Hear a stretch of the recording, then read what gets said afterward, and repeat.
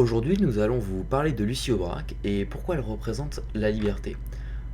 Lucie Aubrac est née le 29 juin 1912 et morte le 14 mars 2007. Elle va grandir à l'intérieur d'une famille modeste. Ensuite, plus tard, elle rencontrera Raymond qui va devenir son futur mari.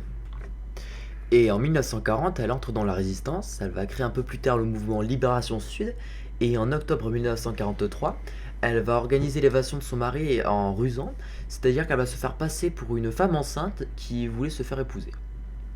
Mais pourquoi Lucie Aubrac est un symbole de la liberté?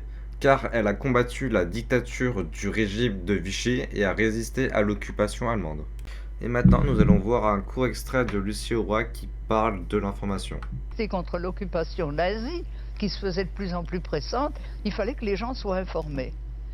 Et à mon avis, c'est une des choses très importantes à expliquer, c'est que l'information, c'est la base de la prise de conscience.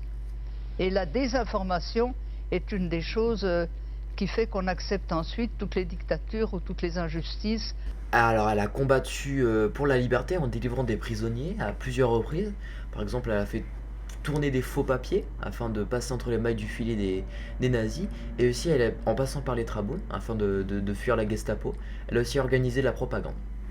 On en conclut que Lucie Aubrac est une grande figure de la résistance et de la liberté, qu'elle a combattu contre l'occupation, qu'elle est très engagée politiquement, et tout ça font pourquoi elle est aussi importante aujourd'hui.